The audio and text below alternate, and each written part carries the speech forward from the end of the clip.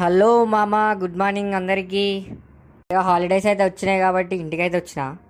ఇంటికి వస్తే ఎట్లా లేట్గానే లేస్తాం, సో నేను కూడా లేట్గానే లేచిన.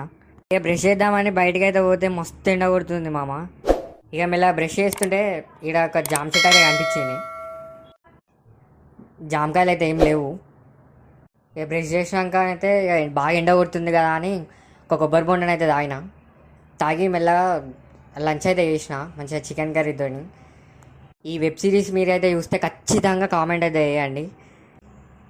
ఇక తిన్న తర్వాత క్లాస్ అయితే తిన్నా. క్లాస్ వింటుంటే మంచి స్మెల్ వస్తుంది కిచెన్లో నుంచి.